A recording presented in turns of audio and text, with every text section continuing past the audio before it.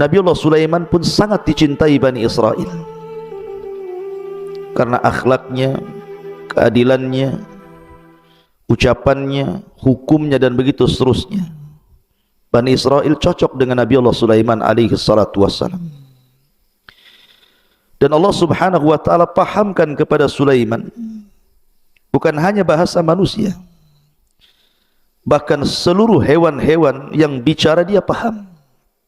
Mau hewan buas, mau hewan jinak, mau hewan terbang, mau hewan yang berjalan di bumi, Sulaiman paham bahasa mereka.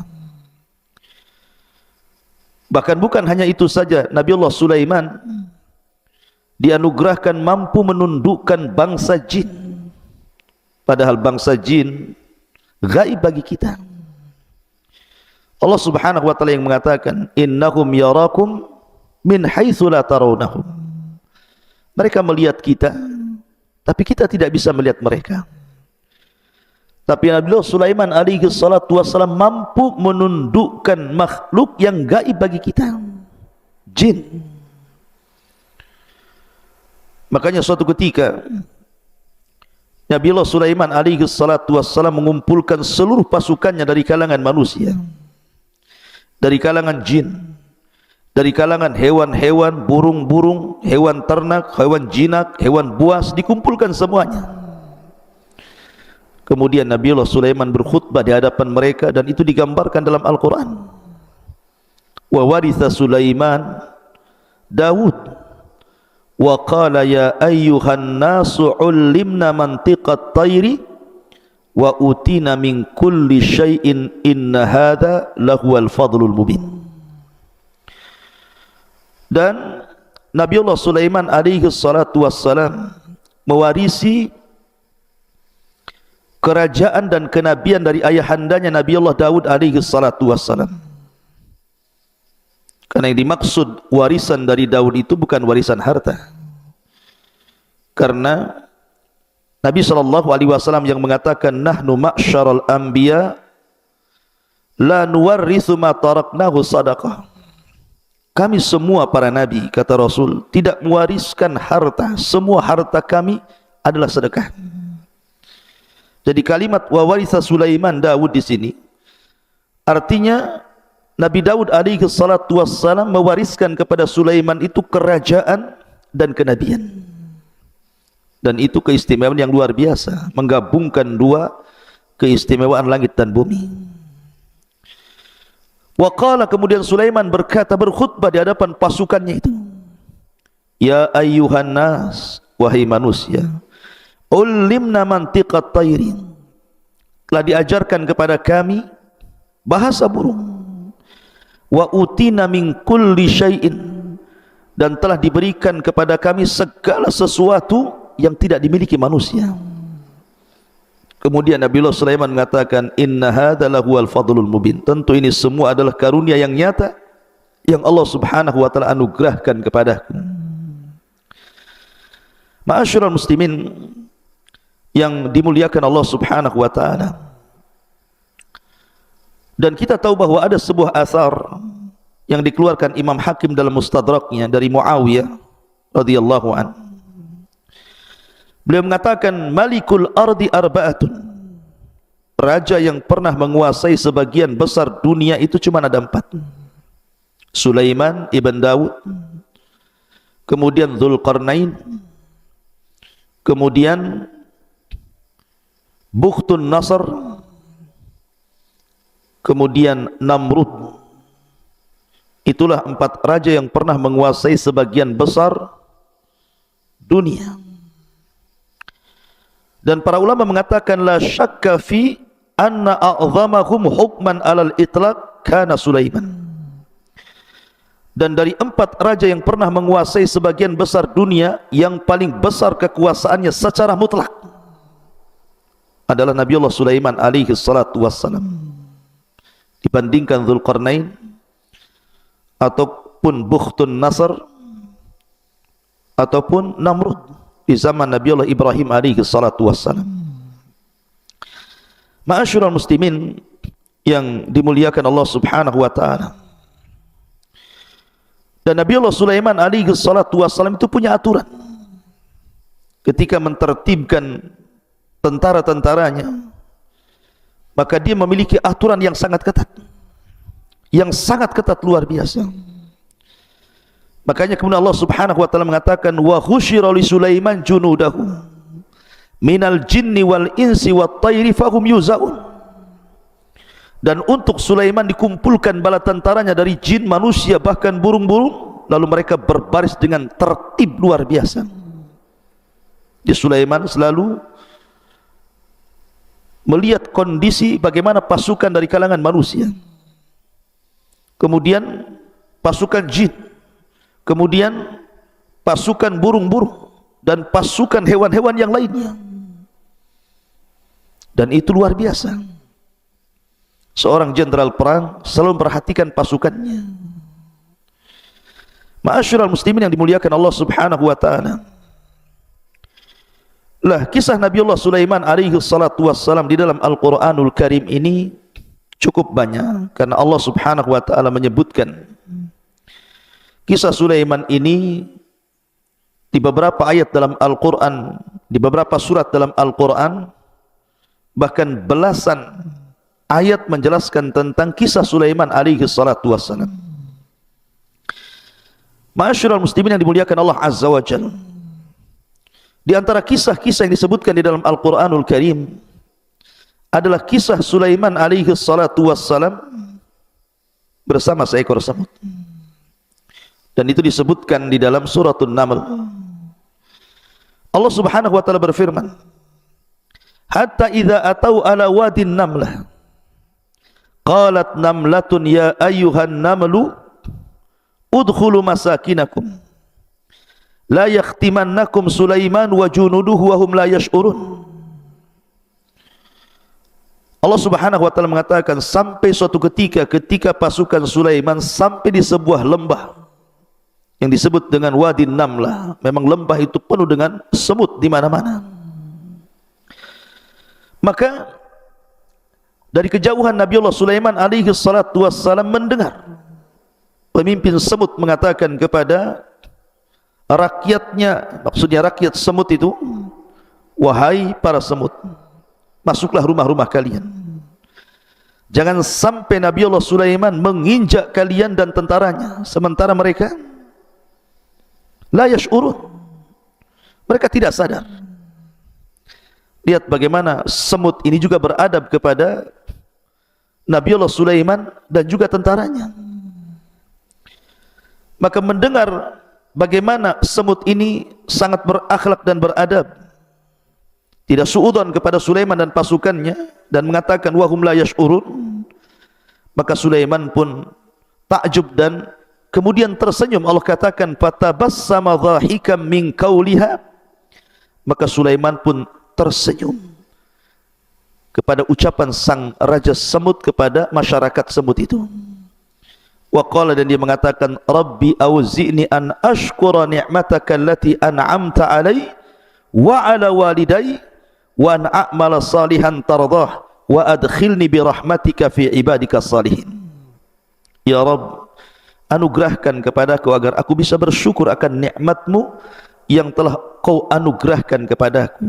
Nikmat bisa paham dengan bahasa-bahasa binatang yang tidak diberikan kepada para nabi baik sesudah dan sebelumnya, dan juga bersyukur kepada kedua orang tuaku karena sudah mewarisi kerajaan dan juga kenabian Nabi Allah Daud alaihi salatu wassalam, dan agar aku bisa beramal saleh yang kau ridhai dan kau masukkan aku dengan rahmatmu termasuk hamba-hambamu yang saleh. Subhanallah, jarang sekali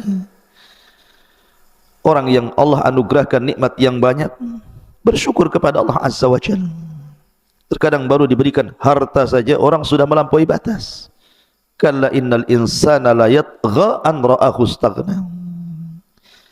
Ma'asyiral muslimin yang dimuliakan Allah Subhanahu wa taala, di sini ada faedah yang sangat besar. Dalam syariat orang dulu, maksudnya para nabi yang dulu itu, seorang boleh saja membunuh semut, seperti yang terjadi pada salah seorang Bani Israel, nabi dari nabi-nabi Bani Israel, disebutkan dalam sebuah hadis, qarasat nabiyyan minal anbiya'i namlah fa amara bi qaryatin namli fa ahrakat fa auhallahu ilaihi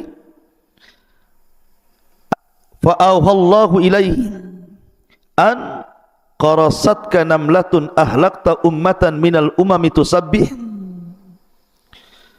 Ada seorang nabi dari nabi-nabi Bani Israel digigit oleh seekor semut. Maka dia marah. Kemudian dia mengambil api dan hendak membakar satu penduduk semut dalam sarangnya.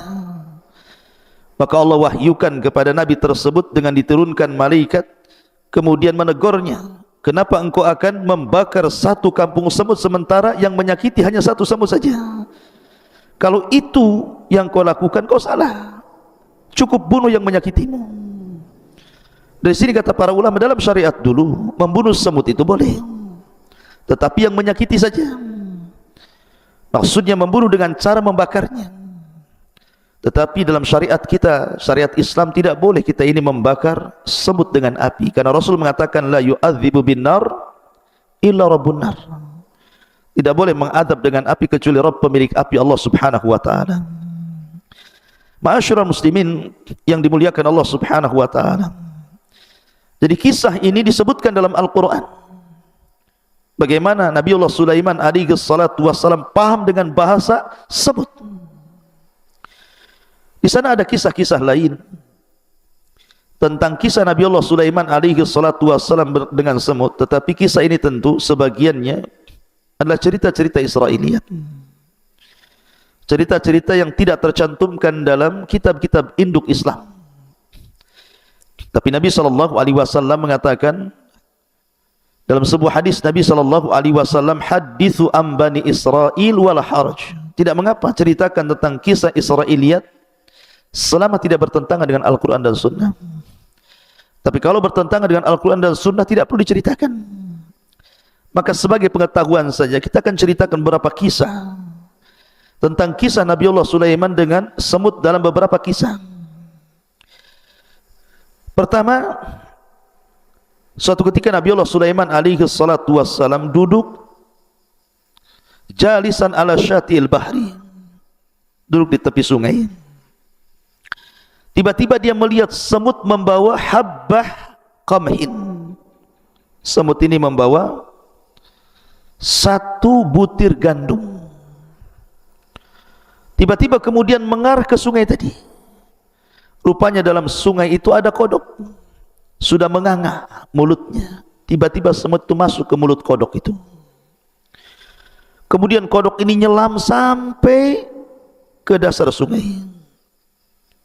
Nabiullah Sulaiman memperhatikan semut itu, takjub. Takjub sama sekali.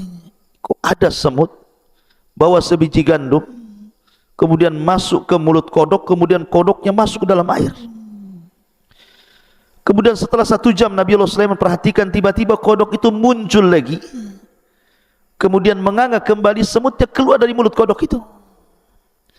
Maka Sulaiman pun kemudian menghampiri semut itu. Kemudian bertanya. Kata Nabiullah Sulaiman alaihi salatu wassalam kepada semut itu, dari mana kau pergi membawa satu butir gandum itu? Kau masuk ke mulut kodok, kemudian kau nyelam bersama kodok, kemudian kau muncul lagi ke permukaan. Maka dia mengatakan, ya Nabi Allah, inna fi qa'ril bahri alladhi tarah sakhratun mujawwafa wa fi jawfiha dudatun amya wa qad khalaqaha Allah Ta'ala hunalik. Wahai Nabi Allah Sulaiman, di dasar sungai itu ada sebuah batu yang berongga di dalamnya. Di dasar batu itu ada dud, semacam ulat, dan dia buta, tidak bisa melihat dan tidak bisa memberikan rizki, tidak bisa mampu mencari rizki. Maka Allah Subhanahu wa ta'ala wahyukan kepadaku agar aku memberikan perantara rizkinya, karena dia tidak sanggup mencari rizki. Dan kodok itulah sebagai wasilah menghantarkan diriku untuk memberi makan ulat yang dalam dasar sungai itu. Dan alhamdulillah air itu tidak memadaratkan diriku, sampai aku mampu untuk memberi makan dud tersebut. Kemudian Nabi Sulaiman bertanya pada sang semut itu, wahal sami' laha min tasbih, apakah engkau mendengar bahwa ulat yang buta yang ada dasar sungai itu bertasbih kepada Allah Subhanahu wa ta'ala? Maka sang semut mengatakan, ya. Innaha taqul, dia mengatakan, ya ma la tansani fi jawfi hadhihi as-sakhrati tahta hadhihi al-lujjah birizqika la tansa ibadaka al-mu'minin birahmatika. Maka dia mengatakan, wahai zat yang tidak pernah melupakan diriku, yang berada di rongga batu di bawah sungai ini, berikan rizki kepadaku dengan rahmatmu. Maka Nabiullah Sulaiman takjub dengan kisah ini. Bagaimana dud, semacam ulat di dalam sungai, dalam batu yang berongga itu bisa bertasbih kepada Allah Subhanahu wa ta'ala. Dan ini membenarkan firman Allah Subhanahu wa ta'ala dalam surah Al-Isra ayat 44, tusabbihu lahu as-samawatu sab'u wal ardu wa man fihin wa im min syai'in illa yusabbihu bihamdi walakin la tafqahuna tasbihahum. Dan segala sesuatu itu sumber tasbih dengan memujinya, akan tetapi kalian tidak paham tasbih mereka. Makhluk Allah bertasbih. Ma'asyiral muslimin yang dimuliakan Allah Azza wa Jalla, sekali lagi kisah ini kisah Israiliyat, tidak terdapat dalam kitab-kitab sunnah, hanya sebagai pengetahuan saja. Kemudian kisah yang kedua masih kisah Israiliyat. Jadi suatu ketika Nabiullah Sulaiman alaihi salatu wassalam berjumpa dengan seekor semut. Kemudian Nabi Sulaiman bertanya kepada semut itu, kam yakfika minat ta'am fil amil wahid, berapa lama kau bisa bertahan dalam setahun dari makanan yang Allah rizkikan kepada? Maka kemudian sang semut mengatakan, yakfini thalatha habbatin min qamhin aw syair, kalau bagiku, kata semut ini, mencukupkan 3 butir gandum, itu sudah cukup untuk kumakan dalam setahun. Faqama Sulaiman alaihi salatu wassalam wa akhadha hadhihi an-namlah thumma wada'aha fi ulbatin wa wada'a ma'aha thalatha habbat minal qamhi. Maka Sulaiman pun kemudian berdiri mencari botol, kemudian dilubangi botol itu untuk supaya hawa masuk, diambilnya semut itu dimasukkan ke dalam botol, kemudian diambilnya 3 butir gandum dimasukkan ke dalamnya, kemudian ditinggalkan begitu saja. Kemudian setelah 1 tahun sempurna, Nabiullah Sulaiman kembali untuk melihat semut yang ada dalam botol itu. Kemudian dilihatnya semut masih hidup, dan dilihatnya tidak habis. 3 butir itu tidak habis dalam setahun, rupanya cuma 1 butir setengah dihabiskan, yang 1 butir setengahnya lagi tidak habis dimakan. Maka kemudian Nabiullah Sulaiman mengatakan kepada sang semut, anti takulina thalatha habbat fil amil wahid, falimadha akalti habbatan wa nisf? Dulu 1 tahun yang silam kau katakan dalam 1 tahun ini cukup bagimu 3 butir gandum, tapi kenapa kau sisakan 1 butir setengah dan kau makan 1 butir setengah yang lainnya? Lihat bagaimana semut mengajarkan tawakal kepada kita. Faqalat, maka semut ini mengatakan, ya Nabi Allah, lama kuntu harratun taliqatun kuntu a'lam anna rizki ala Allahi fala yansani, wa amma lamma kana rizki alaika anta khashita anta wa amma lamma kana rizki alaika fa ana khashitu an tansani. Maka sang semut mengatakan, wahai Nabi Allah, ketika aku tidak berada dalam botol itu, aku bebas kemana-mana, maka aku tahu rizkiku ada pada tangan Allah Azza wa Jalla, dan Allah tidak mungkin melupakan diriku. Ya, karena Allah mengatakan, wa ma min dabatin fil ardi illa Allah rizquha. Tidak ada binatang yang melata di permukaan bumi ini kecuali ada rizkinya masing-masing dari Allah Subhanahu wa taala. Akan tetapi ketika kau masukkan aku ke dalam botol, maka aku tahu rizkiku ditanggung dirimu. Karena aku tidak bebas mencari rizki kemana-mana. Aku tidak bisa keluar dari botol ini. Makanya aku hanya memakan 1 butir setengah dan membiarkan 1 butir setengah yang lainnya, karena takut engkau tidak datang dan kau lupa kepadaku. Subhanallah. Ya, pelajaran yang luar biasa. Semut mengajarkan tauhid, mengajarkan tawakal kepada kita. Ma'asyiral muslimin yang dimuliakan Allah Azza wa Jalla. Kemudian juga kisah yang lainnya. Ketika Nabi Allah Sulaiman alaihi salatu wassalam ditimpa kaumnya dengan paceklik yang berkepanjangan. Tanah sudah retak, kering, kelontang, tidak ada hujan. Maka Nabi Allah Sulaiman mengajak pasukannya untuk istisqa, meminta hujan kepada Allah Azza wa Jalla. Berangkatlah mereka ke tanah lapang. Dan Sulaiman bergerak duluan. Rupanya Nabi Allah Sulaiman melihat banyak semut yang terlentang mengarah ke langit, seolah-olah berdoa meminta hujan. Maka Nabi Allah Sulaiman alaihi salatu wasallam mengatakan kepada pasukannya, irji'u ila buyutikum qad kufikum bidu'ain namlah. Kembali ke rumah-rumah kalian. Kita tidak perlu meminta hujan lagi, karena sudah mencukupkan permintaan semut-semut itu. Sebentar lagi akan turun hujan. Ma'asyiral muslimin yang dimuliakan Allah Subhanahu wa taala, itulah kisah Nabi Allah Sulaiman bersama semut-semut itu. Kemudian kisah berikutnya, Nabi Allah Sulaiman alaihi salatu wassalam bersama hudhud, burung hudhud. Allah Subhanahu wa taala berfirman dalam suratul Naml,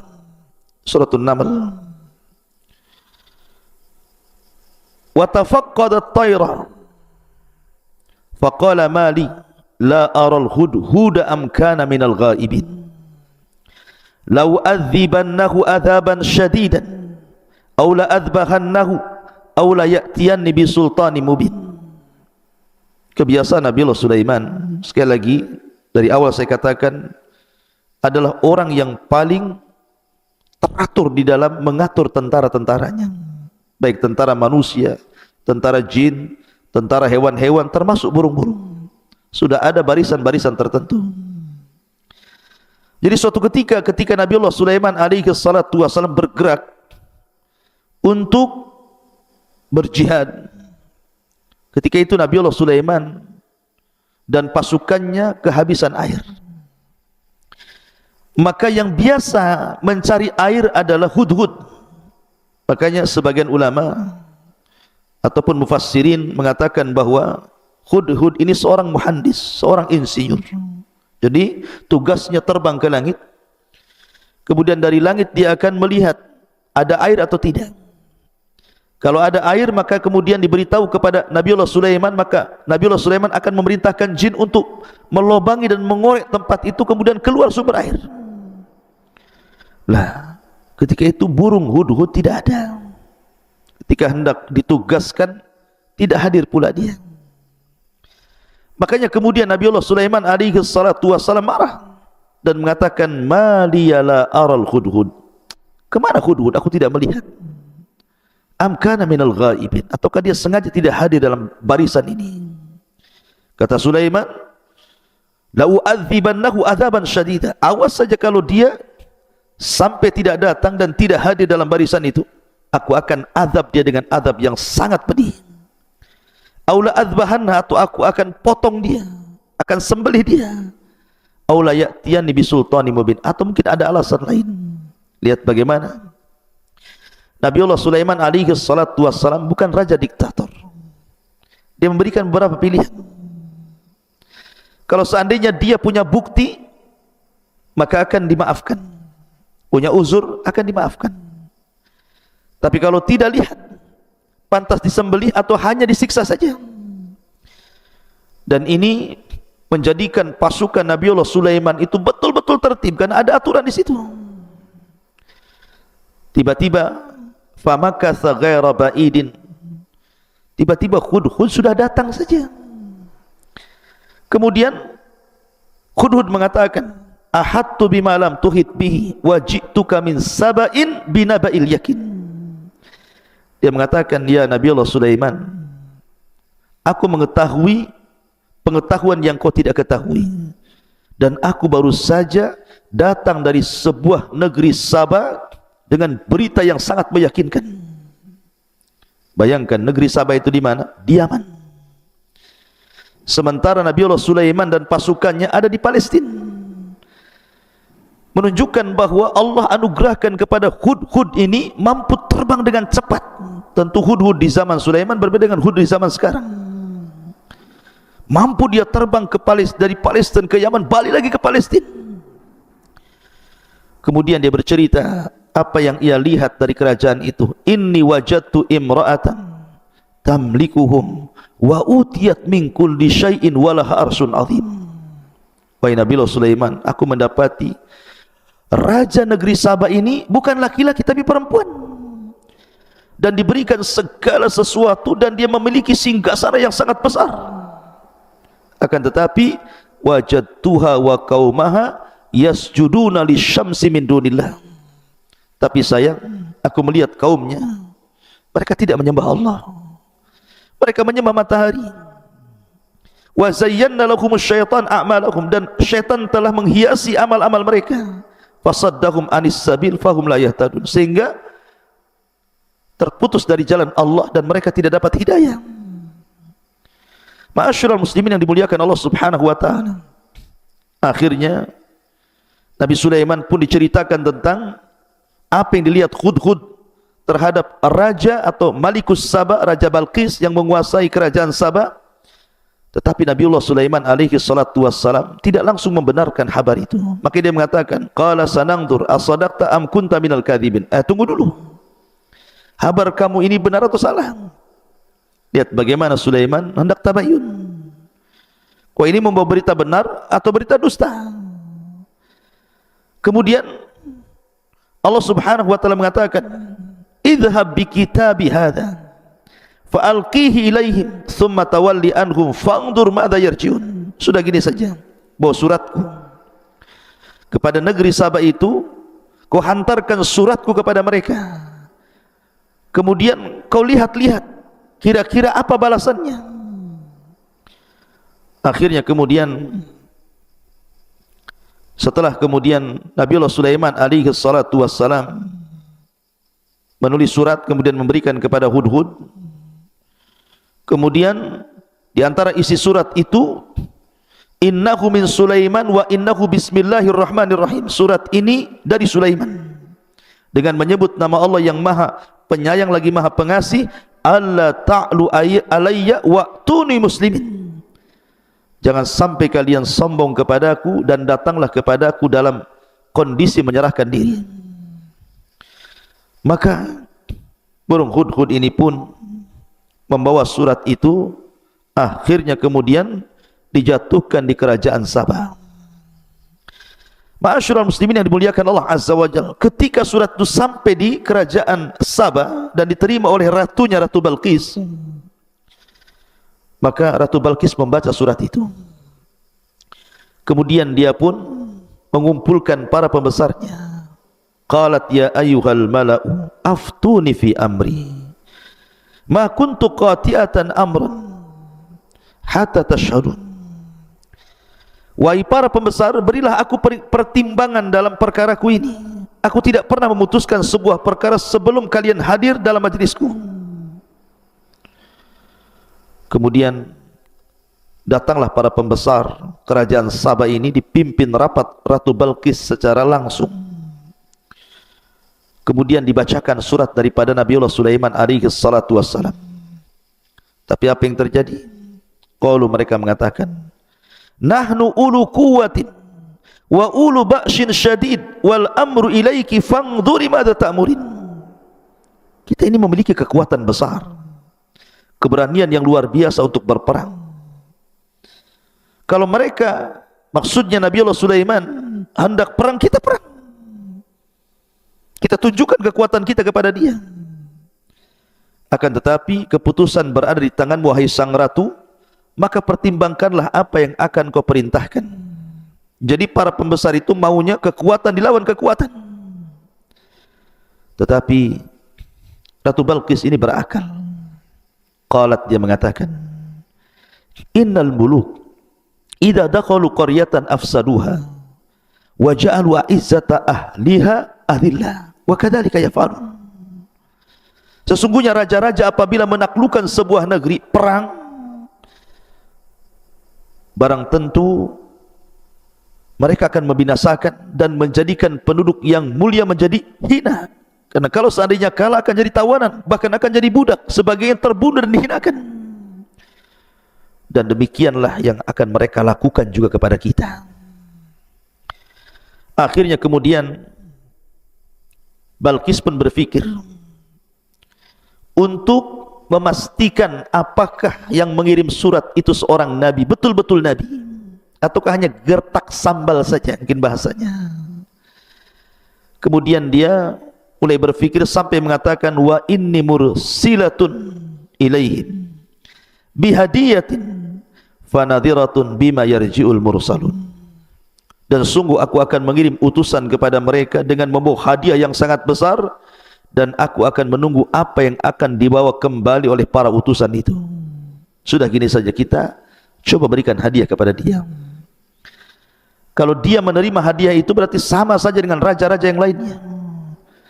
Tapi kalau dia menolak hadiah itu, ini bukan raja biasa, dia tidak menghendaki itu.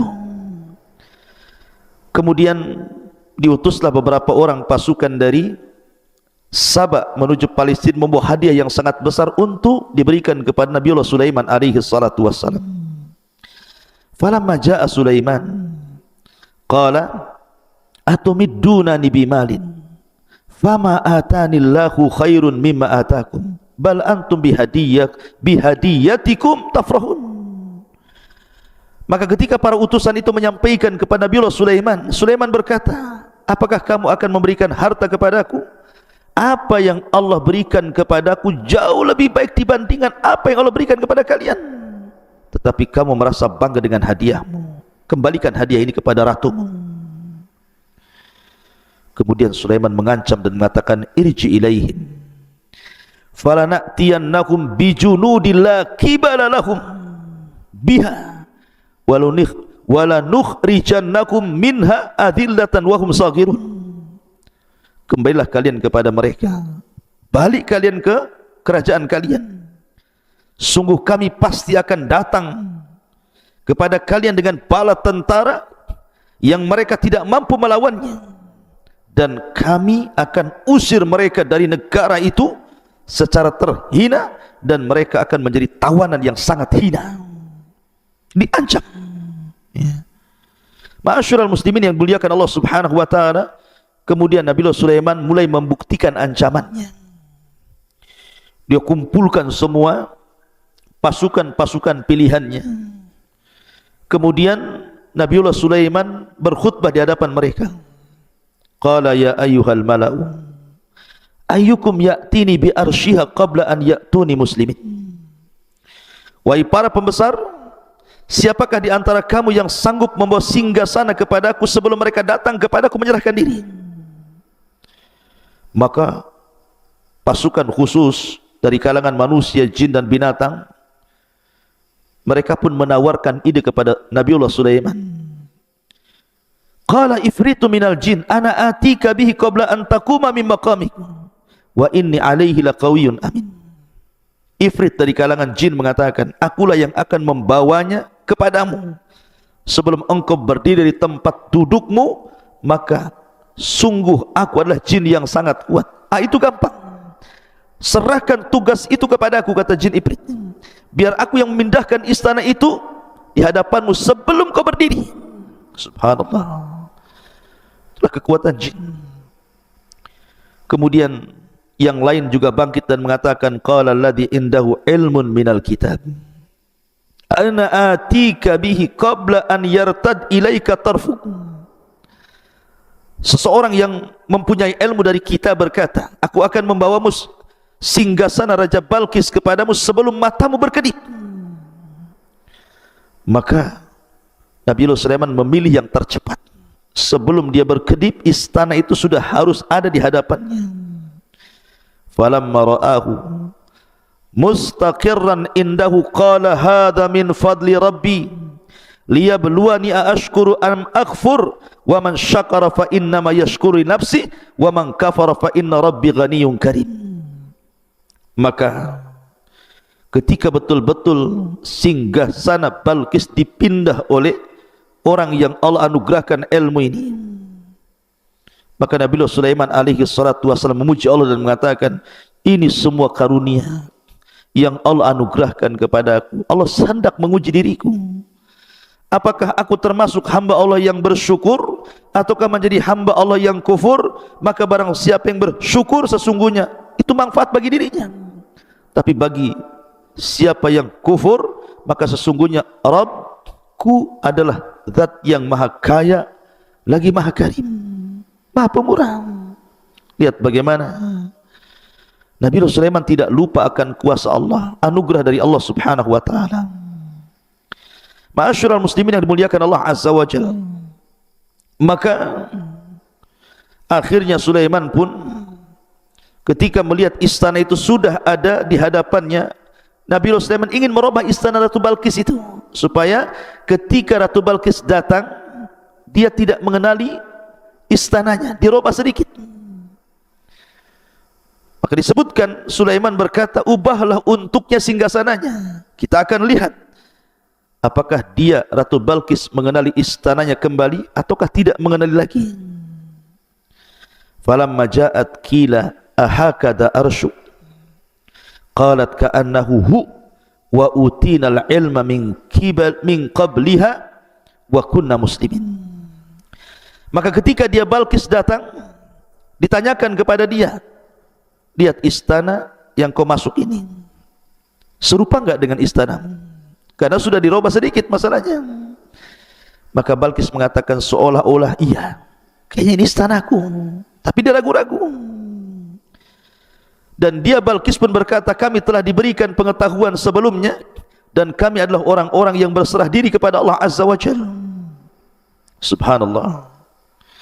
Ma'asyiral muslimin yang dimuliakan Allah azza wa jalla, Ratu Balqis ini datang dengan pasukannya, ingin melihat apakah yang mengancam dirinya itu memang seorang nabi, seorang raja besar, memiliki pasukan dan istana yang luar biasa, ataukah hanya raja-raja biasa. Makanya dia datang dengan pasukannya.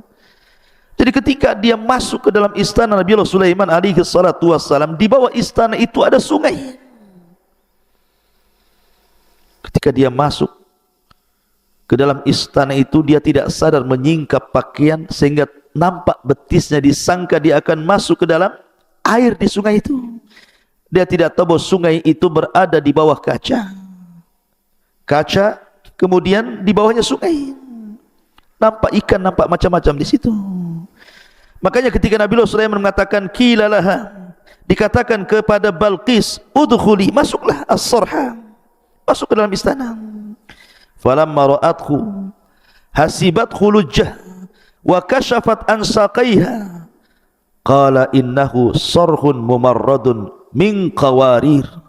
Qalat rabbi inni dhalamtu nafsi wa aslamtu ma'a Sulaiman lillahi rabbil alamin. Dikatakan kepada Ratu Balqis, masuklah ke dalam istana. Maka ketika dia Ratu Balqis melihat lantai istana itu, dikiranya kolam air yang besar dan disingkapkan penutup sehingga nampak betisnya. Kata Nabiullah Sulaiman, sesungguhnya ini hanyalah lantai istana yang dilapisi kaca saja. Kaget dia baru pertama melihat ada istana seindah, semegah, sebesar itu. Baru dia mengakui bahwa ini bukan raja biasa, bahwa dia seorang nabi. Makanya dia mengatakan, ya Tuhanku, sungguh aku telah berbuat zalim terhadap diriku, dan aku berserah diri bersama Sulaiman kepada Allah subhanahu wa ta'ala, Tuhan seluruh alam. Akhirnya Ratu Balqis beriman dan seluruh masyarakat Sabah beriman kepada Allah subhanahu wa ta'ala lewat perantara Nabiullah Sulaiman alaihi salatu wassalam. Subhanallah. Lihat bagaimana terkadang Allah subhanahu wa ta'ala menghantarkan hidayah kepada manusia itu disebabkan oleh seekor burung.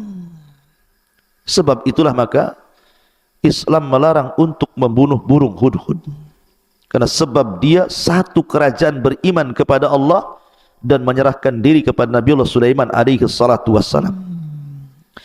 Ma'asyiral muslimin yang dimuliakan Allah Subhanahu wa taala, itu di antara kisah Nabiullah Sulaiman bersama hudhud. Ada kisah yang lain yang menarik dari Nabiullah Sulaiman alaihi salatu wassalam. Disebutkan dalam sebuah surat As-Sad ayat 30 sampai 35 beberapa kisah juga tentang Nabiullah Sulaiman alaihi salatu wassalam. Di antaranya kisah Nabiullah Sulaiman bersama kuda. Allah Subhanahu wa taala berfirman, "Wa wahabna li Daud Sulaiman ni'mal abdu innahu awwab. Id uridu alaihi bil asyi as-safinatul jiyad. Qala faqala inni ahbabtu hubbal khair an dhikri rabbi hatta tawarat bil hijab. Rudduha alayya fatafiqa massan bis su'i wal a'naq." Allah Subhanahu wa taala berfirman, dan kepada Nabi Daud kami karuniakan anak bernama Sulaiman. Dia adalah sebaik-baik hamba, sungguh dia sangat taat kepada Allah Azza wa Jalla. Tentu seorang orang tua dianugerahkan anak yang saleh, luar biasa bahagianya. Ingatlah ketika pada suatu sore dipertunjukkan kepada Sulaiman kuda-kuda yang jinak tetapi sangat cepat larinya. Maka dia berkata, sesungguhnya aku menyukai segala yang baik dari kuda itu, yang membuat aku ingat akan kebesaran Tuhanku sampai dia tidak sadar matahari mulai terbenam. Maka Sulaiman pun kemudian marah kepada kuda-kuda yang sudah melalaikan dia dari solat. Bawalah semua kuda-kuda itu kepadaku. Lalu dia mengusap-usap kaki dan leher kuda tersebut. Ada sebagian ahli tafsir mengatakan bahwa Nabiullah Sulaiman alaihi salatu wasallam dicintakan dengan kuda karena dia memang suka berjihad, berperang. Maka dia suka dengan kuda-kudanya Sulaiman itu banyak, ribuan. Ya. Karena itu bagian daripada pasukannya. Jadi suatu sore Nabi Sulaiman sedang membariskan kuda-kuda itu. Karena kesukaan dia kepada kuda yang baik gitu ya. Dia bariskan kuda-kuda itu, tidak sadar kalau seandainya ketika dia membariskan kuda-kuda itu kemudian mengusap satu persatu, merapihkannya, rupanya dia dilupakan dari solat di waktu petang, solat sebelum terbenam matahari. Ketika kemudian matahari terbenam diingatkan bahwa dia belum solat. Akhirnya dia marah sama kuda-kuda itu. Kemudian dia meminta agar kuda-kuda itu didekatkan kepadanya dan dia sembelih semua kudanya, karena disebabkan sudah melalaikan dia dari solat sebelum terbenam matahari. Subhanallah. Bagaimana Nabiullah Sulaiman alaihi salatu wassalam tidak mau ada hal-hal yang menyebabkan lalainya dia beribadah kepada Allah Azza wa Jalla. Banyak di antara kita sudah tahu perkara itu melalaikan, masih juga kita lakukan. Sudah tahu pekerjaan itu bisa melalaikan dari zikir kepada Allah, masih juga kita kerjakan. Tapi lihat, ini pelajaran besar dari Nabiullah Sulaiman alaihi salatu wassalam. Karena kuda-kuda itu, walaupun Sulaiman sangat cinta dengan kuda-kuda itu, karena melalaikan dari ibadah kepada Allah, disembelih semuanya, disedekahkan kepada fuqara wal masakin. Dari sini akhirnya Allah Subhanahu wa taala gantikan kepada Sulaiman yang jauh lebih baik daripada kuda-kuda itu. Apa? Allah tundukkan angin kepadanya. Jadi biasanya dia menunggang kuda yang sangat cepat gitu ya. Akhirnya Allah ganti dengan menunggang angin sehingga dia bisa merintahkan angin itu kemana saja dia sukai. Makanya kemudian Nabi Sulaiman alaihi salatu wassalam setelah menyembelih kuda-kudanya, dan dia tidak punya tunggangan lagi karena semua disembelih dan disedekahkan kepada fuqara wal masakin, sebagai gantinya Allah tundukkan angin sebagai kendaraannya. Dan anehnya setiap Nabiullah Sulaiman naik angin itu tidak membuat dia jatuh. Dia bisa terbang sesuka dia.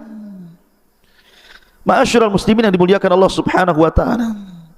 Dan itu ada kaidah dalam Islam, sebagaimana sabda Nabi sallallahu alaihi wasallam, "Man taraka syai'an lillahi awwadallahu khairan minhu." Barang siapa yang meninggalkan sesuatu karena Allah, maka Allah ganti sesuatu itu yang jauh lebih baik lagi. Subhanallah. Ma'asyiral muslimin yang dimuliakan Allah Subhanahu wa taala. Itulah kisah Nabi Allah Sulaiman bersama kuda. Tetapi sebagaimana manusia yang lain, Sulaiman juga terfitnah. Dia manusia sama dengan kita, tetapi Allah anugerahkan kepada dia kelebihan berupa kerajaan dan kenabian. Apa fitnahnya? Allah Subhanahu wa taala berfirman, "Walaqad fatanna Sulaiman wa alqaina ala kursiyyihi jasadan thumma anak." Dan sungguh kami telah menguji Sulaiman dan kami jadikan dia tergeletak di atas kursinya sebagai tubuh yang lemah karena sakit, kemudian dia pun bertobat kepada Allah Azza wa Jalla. Ada 3 penafsiran yang disebutkan para ulama. Pertama, bahwa dikisahkan Nabiullah Sulaiman alaihi salatu wasallam suatu ketika dia memiliki istri, tapi tanpa sepengetahuan istri yang satu ini dia menyembunyikan kekufurannya. Tapi memang wanita cantik, Sulaiman suka dengan istri ini. Jadi kebiasaannya Nabiullah Sulaiman ini kalau masuk ke dalam kamar mandi hammam, maka dia mencopot cincinnya, kemudian disuruh memegangnya. Setelah keluar dari kamar mandi, kemudian diambil lagi cincinnya. Allah takdirkan datang syaitan menyerupai Sulaiman, kemudian meminta cincin itu. Karena dia tidak tahu itu adalah jelmaan daripada jin, dikasihkan pula cincin itu kepada jin tadi. Padahal kekuasaan Nabiullah Sulaiman dalam menundukkan perkara-perkara itu ada di cincin itu. Akhirnya kemudian ketika dia memakai cincin itu, kemudian dia naik ke singgasana Sulaiman, kemudian dia berduduk. Dia memerintahkan masyarakat Sulaiman, jin ini itu, tetapi aneh karena tidak sebagaimana hukum yang selalu diperintahkan Nabi Sulaiman. Ini agak aneh, banyak diingkari oleh masyarakat Nabiullah Sulaiman alaihi salatu wassalam. Ya, karena itu bukan Nabiullah Sulaiman, itu jelmaan jin. Akhirnya Sulaiman pun dia datang dan mengatakan, "Sayalah Sulaiman, bukan dia." Tapi orang-orang jin-jin dan juga pasukan-pasukan dari kalangan binatang tidak percaya karena tidak memiliki cincin, dan cincinnya ada pada jin yang menyerupai Sulaiman itu. Dari situlah kemudian Nabiullah Sulaiman berusaha untuk mengambil kembali. Ada yang mengatakan selama 40 hari baru dia berhasil mengambil cincinnya kembali dan mengembalikan singgasananya. Ini satu penafsiran. Penafsiran yang kedua, dan tentu ini kisah Israiliyat ya. Penafsiran yang kedua bahwa Nabiullah Sulaiman alaihi salatu wassalam suatu ketika pernah bersumpah. Jadi dia itu kan memiliki banyak istri, 100 istri. Dia bersumpah dalam satu malam itu dia hendak menggauli 100 istrinya, dan dia bercita-cita dari 100 istrinya hamil dan semuanya terlahir sebagai para mujahidin fi sabilillah.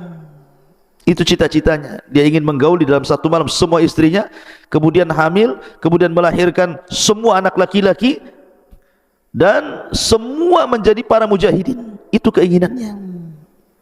Tetapi Nabiullah Sulaiman dilupakan mengucapkan insyaallah. Maka dia gilir seluruh istrinya, 100 istri itu dalam satu malam. Rupanya tidak ada satupun yang hamil kecuali satu orang. Itu pun saat melahirkan separuh manusia dan separuh bukan, karena tidak punya kaki.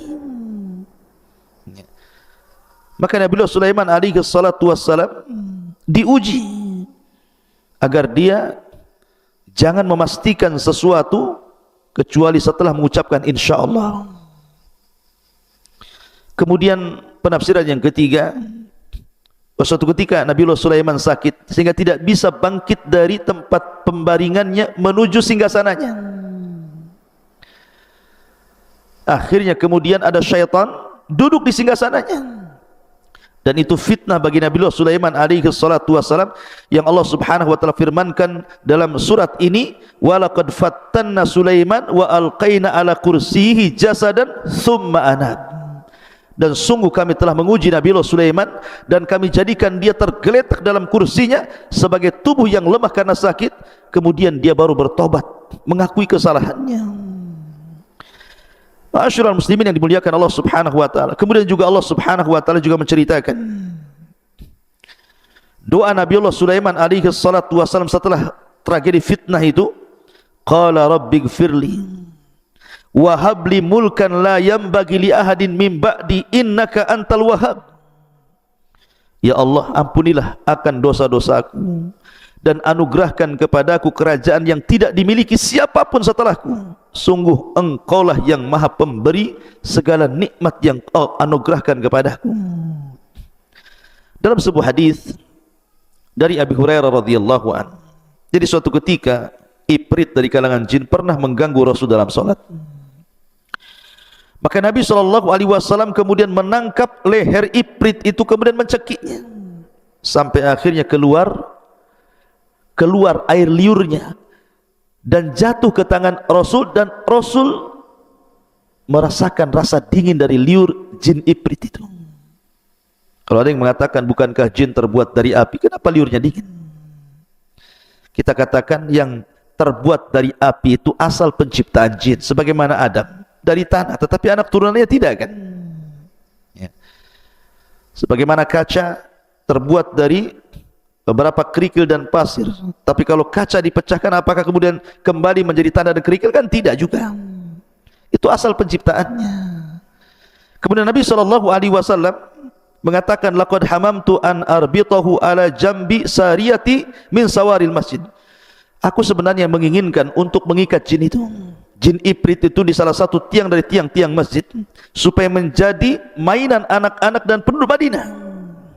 Akan tetapi tidak jadi lakukan Nabi SAW karena teringat dengan doa Nabiullah Sulaiman, Rabbighfirli wa habli mulkan la yanbaghi li ahadin min ba'di. Ya Tuhanku, ampunilah aku dan anugerahkan kepadaku kerajaan yang tidak dimiliki oleh siapapun sepeninggalku. Sungguh Engkaulah yang Maha Pemberi atas semuanya. Ma'asyiral muslimin yang dimuliakan Allah subhanahu wa ta'ala. Dan kita tahu bahwa ketika Nabiullah Sulaiman alaihi salatu wassalam berkuasa menjadi nabi dan rasul, dan setiap nabi tentu mendakwahkan dakwah tauhid. Walaqad ba'atsna fi kulli ummatin rasulan ani ibudullaha wajtanibut taghut. Dan kami utus pada tiap-tiap umat ini seorang rasul, tugas mereka sembahlah Allah, tauhidkan Allah, esakan Allah, dan jauhi sesembahan selain daripada Allah subhanahu wa ta'ala. Seluruh para nabi mendakwakan dakwah tauhid, termasuk Nabiullah Sulaiman. Maka dalam bentuk mentauhidkan Allah, ketika Nabiullah Sulaiman alaihi salatu wassalam menjadi raja dan nabi, dia mengancam kepada tukang-tukang sihir yang mempraktekkan sihirnya akan dibunuh. Dan Nabiullah Sulaiman menggerakkan pasukannya untuk merampas seluruh kitab-kitab sihir yang ada pada tukang-tukang sihir. Maka bergeraklah pasukan ke penjuru dunia untuk mengambil semua kitab-kitab sihir, agar jangan ada satupun yang mempelajari kitab-kitab itu. Kemudian diletakkan di satu sunduk, di satu kotak, kemudian diletakkan di bawah singgasananya. Kemudian dia mengancam, siapapun yang mengambil kotak ini dan dia seorang jin, maka pasti terbakar. Tetapi siapapun yang mengambil kotak ini dari kalangan manusia, kubunuh dia. Maka sejak saat itu tidak ada satupun jin yang berani menyentuh kotak itu, dan tidak ada satu manusia pun yang mendekatinya, sehingga menggugurkan seluruh para dukun. Tidak ada dukun-dukun lagi yang berani mempraktekkan perdukunannya. Subhanallah. Tetapi orang-orang Yahudi justru menuduh Sulaiman alaihi salatu wassalam yang mempelajari sihir untuk menyihir orang-orang, sehingga mereka mengatakan Sulaiman itu kafir. Maka Islam membantah dan mengatakan wa ma kafara Sulaiman walakinna syayatina kafaru. Sulaiman tidak kafir, setan-setan itu yang kafir. Kemudian masuk pada cerita Harut dan Marut, dan itu kisah yang lain. Ma'asyiral muslimin yang dimuliakan Allah Azza wa Jalla. Lah, Nabiullah Sulaiman alaihi salatu wassalam itu adalah orang yang pertama kali membangun Masjidil Aqsa. Masjid di dunia ini yang mulia hanya 3, Masjidil Haram, Masjid Nabawi, dan Masjidil Aqsa. Lah, yang pertama dibangun Masjidil Haram oleh Ibrahim alaihi salatu wassalam. Kemudian yang kedua Masjidil Aqsa dibangun oleh Nabiullah Sulaiman alaihi salatu wassalam. Dan yang ketiga Masjid Nabawi dibangun oleh Rasul kita Muhammad sallallahu alaihi wasallam. Tetapi secara keutamaan tentu Masjidil Haram lebih utama dibandingkan Masjid An-Nabawi. Masjid Nabawi lebih utama dibandingkan Masjid Al-Aqsa, karena kita lihat dari segi pahala orang yang sholat di dalamnya. Siapa yang sholat 1 kali sholat di Masjidil Haram sama dengan 100.000 kali sholat di masjid-masjid yang lainnya. Siapa yang sholat di Masjid Nabawi sama dengan 500 atau 1000 kali sholat dibandingkan di masjid-masjid yang lainnya. Dan sholat di Masjidil Aqsa sama dengan 500 kali sholat dibandingkan di masjid-masjid yang lainnya. Tapi secara pembangunan, maka Aqsa kedua, baru setelah itu Nabawi. Yang pertama Masjidil Haram. Lah, setelah kemudian Nabi Sulaiman membangun Masjidil Aqsa yang disebut dengan Haikal Sulaiman, yang sekarang dicari-cari. Haikal ini bangunan yang asal yang pernah dibangun Sulaiman oleh orang-orang Yahudi Israel. Karena ada sebuah keyakinan, kalau seandainya Haikal Sulaiman, bangunan asli Masjidil Aqsa, kemudian sudah tampak pondasinya, kemudian dirobohkan Masjidil Aqsa dalam pelebarannya, kemudian dikembalikan kepada Haikal yang asli, maka orang-orang Yahudi meyakini akan datang penolong bagi mereka. Itu keyakinan mereka, dan ini keyakinan batil. Intinya bahwa Nabi Sulaiman membangun Masjid Al-Aqsa. Kemudian setelah itu dia pun meminta kepada Allah Subhanahu wa taala 3 perkara. Sa'alallahu hukman yusadifu hukmahu. Pertama, Nabi Sulaiman meminta hukum yang selaras dengan hukum Allah Subhanahu wa taala. Maka diberikan permintaan pertama. Kemudian yang kedua, sa'alallah mulkan la yanbaghi li ahadin min ba'di. Dia meminta sebuah kerajaan yang tidak dimiliki siapapun sepeninggalnya, dan Allah kabulkan. Kemudian yang ketiga, Nabiullah Sulaiman alaihi salatu wassalam meminta juga alla ya'tiyahu ahadun la yanhazuhu illa shalah, bahwa siapapun yang masuk ke Masjidil Aqsa tidak ada niat kecuali salat. An yukhrijahu min khati'atihi kayaumin waladathu ummuhu. Keluar dari masjid sudah hilang semua dosa-dosanya. Dan Rasul mengatakan wa arju an yakuna qad utiyahu tsalitsah, dan aku berharap Allah Subhanahu wa taala juga memberikan permintaan Nabiullah Sulaiman yang ketiga. Dan Rasul pernah salat di Masjidil Aqsa pada saat peristiwa Isra dan Mi'raj. Ma'asyiral muslimin yang dimuliakan Allah Subhanahu wa taala. Dan banyak kisah-kisah Nabiullah Sulaiman alaihi salatu wassalam. Kita masuk pada wafatnya. Jadi disebutkan di dalam Al-Qur'anul Karim bagaimana wafatnya Nabiullah Sulaiman alaihi salatu wassalam. Allah katakan falamma qadaina alaihi al-maut ma dallakum ala mautihi illa dabatul ardi ta'kulu min sya'atahu.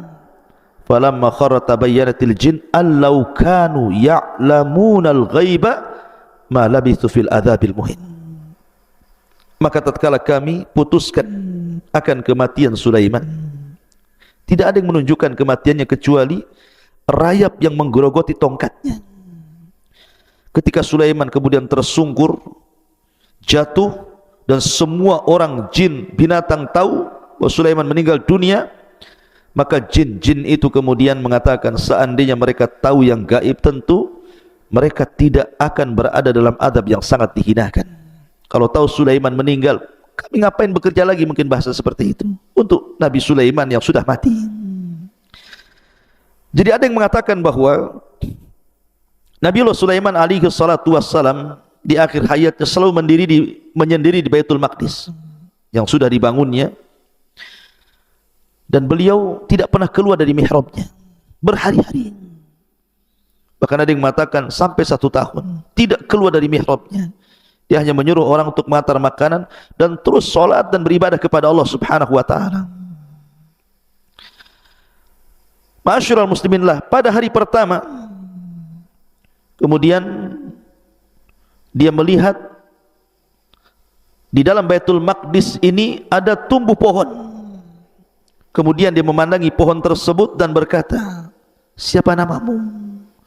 Jadi berkata kepada pohon, siapa namamu? Maka pohon itu mengatakan, namaku ini. Jauh pohon itu. Kemudian Nabi Sulaiman alaihi salatu wassalam mengatakan, melihat pohon yang lain, kamu siapa namanya dan apa fungsimu? Maka pohon ini mengatakan, aku namanya si ini dan fungsiku sebagai obat-obatan. Lalu pada akhirnya Nabi Sulaiman melihat satu pohon yang tumbuh. Kemudian ketika ditanya siapa namamu, dia mengatakan Khurubah. Khurubah itu artinya pohon perusak. Lalu Nabi Sulaiman bertanya, siapa namamu? Dia mengatakan, saya Khurubah, pohon yang akan merusak. Maka Sulaiman terkejut ketika menjawab, melihat jawaban pohon itu, dan dia mengatakan, apa maksudnya perusak? Maka dia mengatakan, aku tumbuh untuk merusak masjid ini dan juga akan merusak kekuasaan. Dari situ Sulaiman terkejut, kemudian mencabut pohon itu, kemudian menanam di dinding miliknya. Tiba-tiba kemudian Sulaiman masuk ke mihrab, berdiri salat dengan memegang tongkatnya. Rupanya di saat itulah Nabiullah Sulaiman didatangi malakul maut, kemudian dicabut nyawanya sementara dia sedang memegang tongkatnya. Dan kita tahu seorang nabi itu kematiannya dijaga oleh Allah Azza wa Jalla, tidak mungkin dimakan bumi, sehingga jasadnya utuh seperti itu, memegang tongkat berhari-hari, berbulan-bulan, sampai genap 1 tahun, dia mengatakan 2 tahun, karena memang masjid itu masih berlantaikan tanah, tentu banyak rayap. Maka rayap itu kemudian menggerogoti dari bawah tongkat Sulaiman, kemudian makin atas, maka sampai kepada tongkat yang paling ujung yang dipegang Nabiullah Sulaiman. Ketika sudah tidak lagi bertelekan dengan tongkat itu, dia pun roboh. Maka manusia tahu, jin tahu, hewan-hewan tahu bahwa Nabiullah Sulaiman alaihi salatu wassalam sudah meninggal dunia. Falamma qadayna alaihi al-maut ma dallahum ala mautihi illa dabatul ardh ta'kulu min sa'atahu. Maka tatkala kami putuskan kematian kepada Nabiullah Sulaiman, tidak ada yang menunjukkan akan kematiannya kecuali rayap-rayap bumi yang memakan tongkatnya. Subhanallah, dia meninggal saat sholat dicabut rohnya. Begitulah pelajaran, jangan sampai kita meninggal kecuali di atas ibadah kepada Allah Subhanahu wa ta'ala. Karena itu alamat dari husnul khatimah. Jangan sampai kita meninggal di tempat-tempat maksiat atau sedang bermaksiat kepada Allah Azza wa Jalla. Tetapi sekali lagi, riwayat ini tentu riwayat Israiliyat, maka kita hanya memegang kepada zahir daripada ayat Al-Quran. Ma'asyiral muslimin yang dimuliakan Allah Subhanahu wa ta'ala, itulah kisah singkat dari Nabiullah Sulaiman alaihi salatu wassalam. Para pendengar dan juga pemirsa yang dimuliakan Allah Subhanahu wa ta'ala, kita tahu bahwa di dunia ini ada satu negara yang selalu dikait-kaitkan di dalam Al-Quranul Karim. Bahkan negara ini sangat erat kaitan dengan Islam, baik Islam yang ada di Timur Tengah ataupun Islam yang ada di negeri kita, Indonesia ini. Negeri tersebut kita kenal dengan negeri Yaman. Kenapa saya akan bicara tentang negeri Yaman? Karena kisah tentang kerajaan Sabah ini ada di negeri Yaman. Sabah ada yang mengatakan dia adalah satu nama kabilah di negeri Yaman. Dan ada juga yang mengatakan diambil dari seorang yang bernama Sabah ibn Ya'rub. Ada juga yang mengatakan Sabah itu diambil dari tawanan, karena dia orang yang pertama ditawan orang Arab. Dan juga banyak khilaf di antara para ulama yang disebutkan salah satunya Imam Ibnu Katsir rahimahullahu taala. Tetapi bagaimanapun al-ibrah bi umumil lafdi la bi khususis sabab. Bahwa ibrah pelajaran dalam Al-Quran itu bukan sebab turunnya, tetapi umumnya lafad, dan itu kita ambil ibrah dan pelajaran dari kisah runtuhnya negeri Sabah ini. Sebelum saya ceritakan kepada kaum Sabah ini ada erat kaitannya dengan kisah Nabiullah Sulaiman dan Ratu Balqis. Disebutkan di dalam Al-Quranul Karim, ketika Nabi Sulaiman alaihi salatu wassalam membariskan pasukannya, kemudian kehilangan satu pasukan burung hudhud. Ketika itu Nabiullah Sulaiman alaihi salatu wassalam marah, bahkan mengancam, lau adzibannahu adzaban syadida aw la adzbahanna aw la ya'tiyanni bi sultanin mubin. Kalau seandainya hudhud itu tidak segera datang, maka saya akan siksa dengan siksa yang sangat keras, atau saya sembelih, atau dia membawa bukti yang jelas tentang alasan ketidakhadirannya atau keterlambatannya. Maka selang sesaat tiba-tiba pasukan burung hudhud itu datang, kemudian memberikan alasan dan mengatakan di hadapan Nabiullah Sulaiman alaihi salatu wassalam bahwa dia telah terbang ke sebuah tempat dan melihat ada satu kerajaan yang sangat megah dan mewah, tetapi dipimpin seorang wanita. Hudhud pun mengatakan, inni wajadtu imra'atan tamlikuhum wa utiyat min kulli syai'in walaha arsyun azim. Kata Hudhud, sesungguhnya aku mendapati seorang wanita yang menjadi raja pada negara tersebut, dan wanita itu diberikan segala sesuatu dan juga kerajaan yang sangat besar.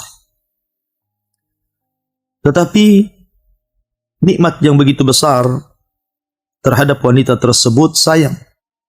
Mereka bukan para penyembah Allah subhanahu wa ta'ala. Karena Hudhud mensifati tentang kisah Balqis.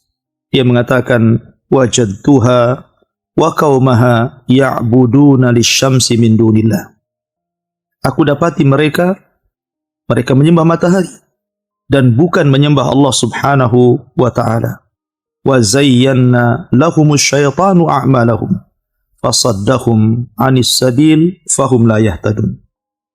Dan syaitan telah menghiasi perbuatan-perbuatan mereka dan juga menghalang-halangi mereka dari jalan Allah subhanahu wa ta'ala, dan mereka tidak mendapatkan petunjuk kepada hidayah.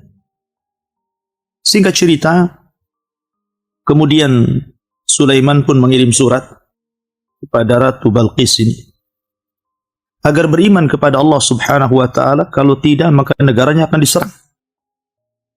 Akhirnya kemudian ketika mendapatkan surat tersebut, Ratu Balqis pun kemudian rapat besar bersama para pembesarnya, dan para pembesar menyarankan untuk melawannya dengan alasan bahwa kita negeri yang kuat, negeri yang banyak pasukan, kenapa kita tidak berperang? Tetapi Ratu Balqis adalah ratu yang sangat lembut. Dia tidak mau ada pertumpahan darah. Dia ingin membujuk Sulaiman agar tidak menyerangnya dengan memberikan hadiah yang banyak. Sulaiman tidak berhajat dengan hadiah. Dia seorang nabi. Dia hanya menginginkan umat manusia beriman kepada Allah subhanahu wa ta'ala, bukan ingin kaya. Maka hadiah itu dibalikkan lagi, kemudian mengancam Balqis kalau tidak beriman kepada Allah maka dia tetap menyerangnya. Akhirnya kemudian singkat cerita, setelah istana Balqis kemudian dipindah oleh Sulaiman dan menunjukkan bahwa Nabiullah Sulaiman adalah nabi yang Allah berikan segala sesuatunya melebihi para nabi dan rasul yang lainnya. Dari situlah maka belakangan Balqis beriman kepada Sulaiman. Setelah kemudian Balqis beriman kepada Sulaiman, kemudian juga kerajaan Sabah Allah Subhanahu wa taala anugerahkan nikmat yang sangat besar. Kenikmatan kaum Saba ini membuat cemburu daerah-daerah yang lainnya. Karena begitu suburnya, begitu indahnya, bahkan dijelaskan seorang wanita apabila membawa keranjang ke dalam kebunnya, tidak usah dipetik buah tersebut, keluar sudah penuh keranjangnya. Saking suburnya. Bahkan air tidak pernah terputus, tidak kenal kemarau dan musim hujan. Dari situlah Allah Subhanahu wa taala berikan nikmat yang luar biasa kepada negeri Sabah, sehingga dibicarakan oleh negeri-negeri yang lainnya tentang keindahannya. Dan itu nikmat yang sangat besar. Disitulah setelah kemudian masa berlalu, Ratu Balqis meninggal dunia. Kemudian juga disebutkan oleh sebagian athar, diutus kepada mereka banyak para nabi. Ada yang mengatakan 12 nabi, ada yang mengatakan 17 nabi. Wallahu a'lam. Yang jelas bahwa diutus kepada mereka kaum Saba ini para nabi. Dan kita tahu tugas para nabi adalah menyerukan kepada manusia agar menyembah Allah dan menjauhi sesembahan selain daripada Allah Subhanahu wa taala alias taghut. Allah mengatakan, "Walaqad ba'atsna fi kulli ummatin rasulan an i'budullaha wajtanibut taghut." Dan kami utus pada tiap-tiap negeri seorang rasul. Bahkan bukan hanya seorang rasul. Buktinya negeri Sabah beberapa rasul. Bahkan dalam surah Yasin dijelaskan ada satu daerah yang diutus 3 rasul sekaligus. Tugas mereka hanya satu, mentauhidkan Allah, mengajak manusia untuk mengesahkan Allah, mengajak manusia untuk menunggalkan Allah dan menjauhi sesembahan selain daripada Allah alias taghut. Itu tugas mereka. Lah kemudian sebagian beriman dan sebagian kufur. Dan itulah tabiat dakwah. Orang yang menyerukan kepada tauhid, pasti manusia akan terpecah menjadi 2 kelompok. Ada yang ikut, ada yang menolak. Yang menolak terpecah menjadi berapa kelompok. Ada yang menolak tapi diam saja. Tapi ada juga yang menolak dengan cara kemudian membantah. Bahkan kemudian melawan. Dan itulah tabiat dakwah. Apabila seorang mendakwakan dakwah tauhid, pasti seseorang akan diuji, bahkan terkadang juga bukan hanya diuji, tapi terkadang juga disakiti. Ma'asyiral muslimin, para pendengar dan pemirsa yang dimuliakan Allah Subhanahu wa taala. Negeri Sabah ini adalah negeri yang sangat indah. Yang sangat indah sekali. Bahkan dikatakan di zaman itu negeri tersebut adalah sebesar-besarnya kebaikan yang Allah berikan kepada negeri tersebut. Dan mereka demikian karena mereka sangat erat memegang Taurat. Ketika Allah Subhanahu wa taala berkahi negeri tersebut disebabkan karena mereka memegang Taurat. Betul-betul mereka beragama di atas agama ahli kitab. Dan di zaman itu agama itu adalah agama yang paling hak. Karena memang belum datang kepada mereka Islam, belum lahir Nabi sallallahu alaihi wa ala alihi wasallam. Tetapi kemudian seiring dengan Nabi mereka satu persatu kemudian meninggalkan mereka, meninggal. Maka dijelaskan pada pada abad yang keempat sebelum Masehi, mulailah kemudian mereka bergeser. Tauhid mereka bergeser menjadi para penyembah berhala. Kemudian pada abad ke-8 Masehi sebelum Masehi, mulailah mereka kembali menyembah matahari, bulan, bintang, sebagaimana dahulu di masa kerajaan Balqis sebelum masuk Islam kepada agama Sulaiman alaihi salatu wassalam. Dan kita tahu bahwa dosa yang tidak terampuni adalah dosa syirik. Dan justru syirik itulah yang mengundang adab Allah Subhanahu wa taala. Yang mengundang adab Allah Subhanahu wa taala, akhirnya kemudian Allah Subhanahu wa taala pun murka karena mereka kemudian melakukan 2 kekufuran. Pertama, kufur nikmat. Ketika Allah Subhanahu wa taala berikan kesenangan kepada mereka, setiap safar mereka tidak perlu bawa bahasa kita mungkin zat, perbekalan. Kenapa? Karena 10 hari mereka berjalan, Di kiri kanan mereka ada kebun dan buah-buah. Mereka tinggal petik saja. Mereka tinggal petik. Plus juga mereka diberikan keamanan. Mereka safar ke kabilah manapun, tidak ada yang mencuri. Karena semua kaya. Semua Allah berikan nikmat. Dan yang lebih parah, mereka kufur, bukan hanya kufur nikmat, tapi kufur dalam agama. Mereka mulai menyembah berhala, menyembah matahari, menyembah bulan, menyembah bintang, dan begitu seterusnya. Dari sini Allah subhanahu wa ta'ala mengirimkan tikus-tikus besar, sebesar kucing. Akhirnya kemudian menggerogoti bendungan Ma'rib, yang merupakan bendungan yang membendung air di antara dua bukit. Dari sinilah seluruh kebun-kebun Sabah dialiri. Ketika kemudian bendungan itu dihancurkan oleh Allah, digerogoti oleh tikus-tikus besar, akhirnya terjadi bencana hebat. Maka Allah subhanahu wa ta'ala mengirim banjir dan meluluhlantakkan negeri Sabah, sehingga tidak tersisa satupun tumbuh-tumbuhan kecuali hanya 3 saja. Dan itu disebutkan dalam Al-Quranul Karim, Zawatai ukulin khamtin wa aslin wa syai'in min sidrin qalil. Hanya 3 tumbuh-tumbuhan saja. Pertama, tumbuhan khamtin. Khamtin itu tumbuhan yang berduri, tapi buahnya tidak bisa dimakan karena pahit. Kemudian aslin. Aslin tidak berbuah. Pohonnya berduri, hanya bisa untuk diambil naungannya. Kemudian wasyai'in min sidrin qalil, ma'ruf buah sidr. Pohon sidr kadang berbuah setahun sekali, itu pun tidak mencukupi mereka. Dan itu azab Allah subhanahu wa ta'ala. Bahkan bukan hanya itu saja, dikirim kepada mereka berbagai macam hama, yang dulunya tidak ada rayap, tidak ada lalat, tidak ada ulat, tidak ada binatang-binatang kecil yang membahayakan mereka. Tapi setelah Allah subhanahu wa ta'ala mengazab negeri Ma'rib, negeri Sabah, maka sampai hari ini negeri tersebut tidak sesubur yang diceritakan Al-Quran, dan menjadi cemburu seluruh kabilah-kabilah Arab karena indah dan suburnya, karena Allah menggambarkan baldatun thayyibatun wa rabbun ghafur, negeri yang baik dan Allah Zat yang maha mengampun. Kita baca sedikit tentang kisah Sabah yang disebutkan dalam surah As-Sabah. Allah subhanahu wa ta'ala berfirman, Laqad kana li saba'in fi maskanihim ayah. Sungguh,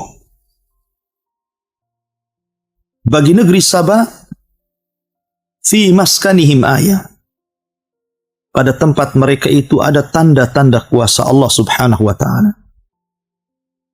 Negeri Sabah itu negeri ayatun min ayatillah. Satu tanda dari tanda-tanda kuasa Allah subhanahu wa ta'ala. Bagaimana tidak? Karena indahnya negeri tersebut, karena suburnya negeri tersebut, tidak ada orang miskin di negeri tersebut. Bahkan mereka hidup berkecukupan. Sehingga banyak diceritakan manusia di zaman itu. Makanya wajar Allah subhanahu wa ta'ala mengatakan, fi maskanihim ayah. Negeri Sabah itu satu tanda dari tanda-tanda kuasa Allah. Jannatani an yamin wa shimal. Di mana negeri Sabah itu memiliki 2 kebun. Kebun sebelah kanan dan kebun sebelah kiri. Seolah-olah kalau seandainya Anda berjalan di sebuah jalan, maka jalan tersebut diapit oleh 2 kebun.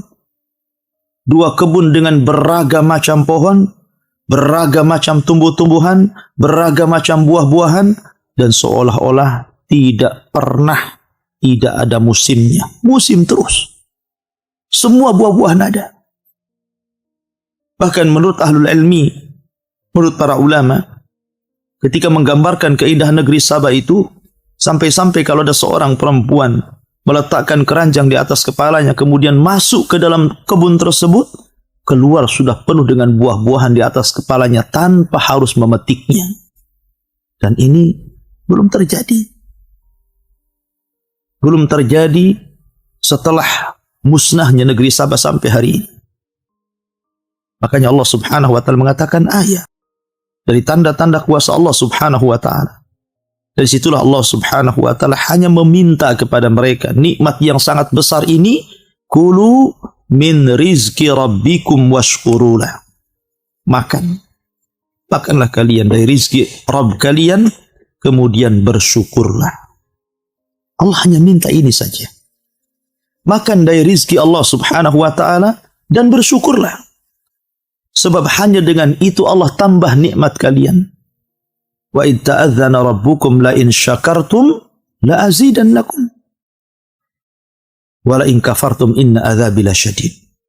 Kalau kalian terus melakukan syukur atas nikmat yang Allah berikan kepada kalian, la azidannakum, aku akan tambah nikmat kalian. Tapi kalau kalian kufur, maka adabku sangat pedih. Bagi Allah subhanahu wa ta'ala menghilangkan kekayaan itu tidak memerlukan waktu yang lama. Terkadang dalam hitungan detik sudah habis kekayaan itu.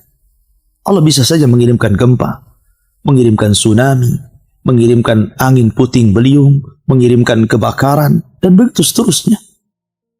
Allah maha kuasa, Allah maha memberi, dan Allah juga zat yang maha menahan.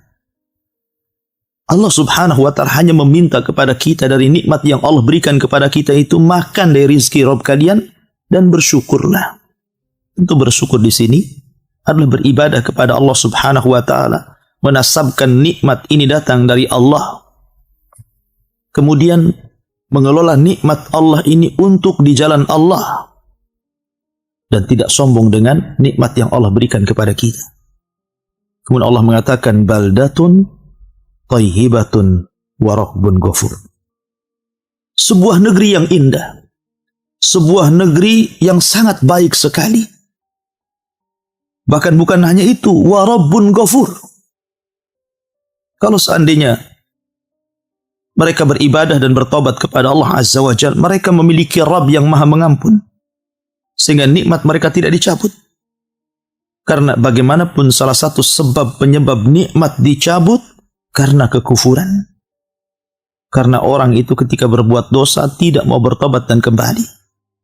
Makanya Allah subhanahu wa ta'ala terkadang mengirimkan bencana kepada mereka.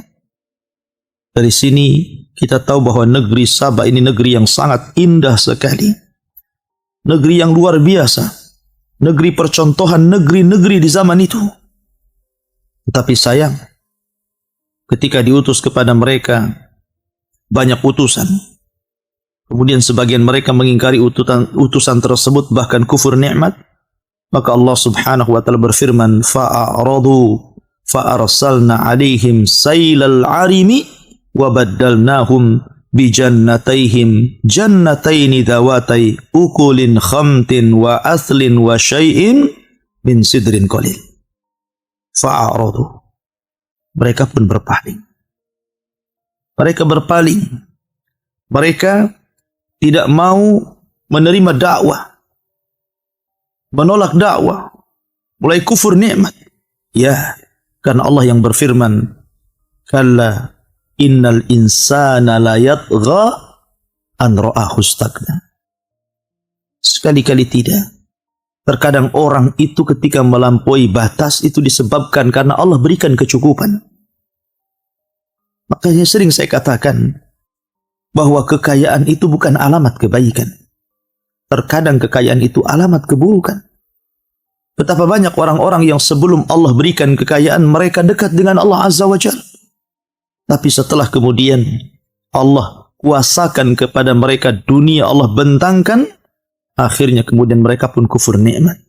Sebagaimana Nabi SAW pernah mengkhawatirkan kepada umatnya dan mengatakan, bukanlah kefakiran yang aku takutkan kepada kalian. Mal faqru akhsha alaikum. Bukan kefakiran yang aku takutkan kepada kalian. Walakin akhsha alaikum an tubsatad dunya. Yang aku khawatirkan kalau dunia sudah dibentangkan di hadapan kalian. Fatanafasuha kama tanafasuha wa tuhlikukum kama ahlakathum. Kemudian kalian berlomba-lomba mengejar dunia dan meninggalkan akhirat. Sebagaimana orang-orang dulu berlomba-lomba mengejar dunia dan meninggalkan akhirat. Maka kalian akan dihancurkan sebagaimana orang dulu juga dihancurkan. Lihat kaum Sabah. Kaum Sabah yang Allah berikan nikmat luar biasa.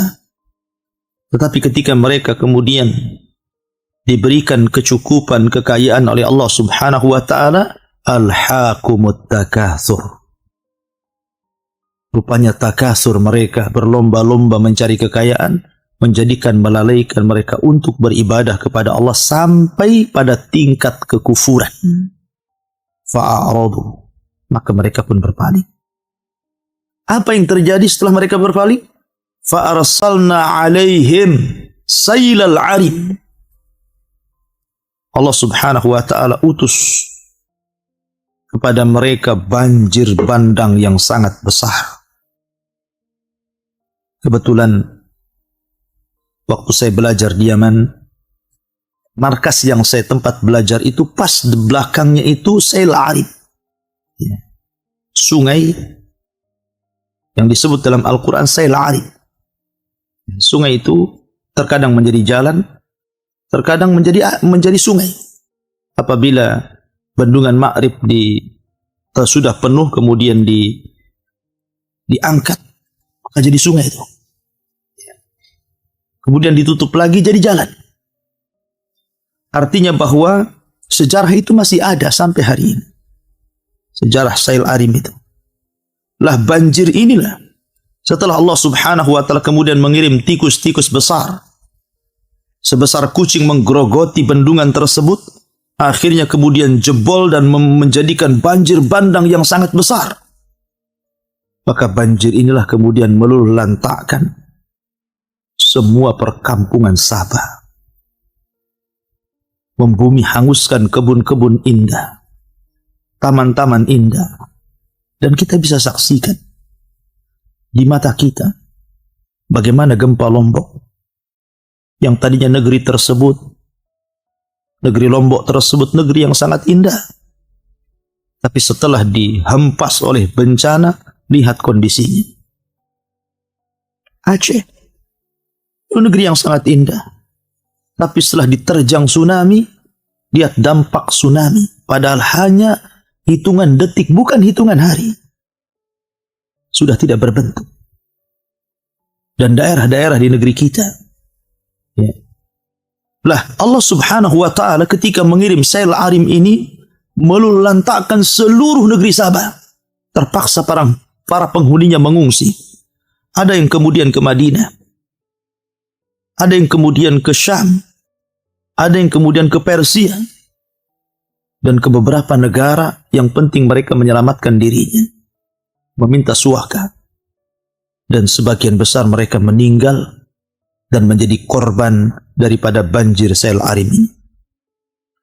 Setelah kemudian Allah Subhanahu wa taala lantakkan semuanya, kebun-kebunnya, tanam-tanamannya, buah-buahannya. Cukup sampai di sini.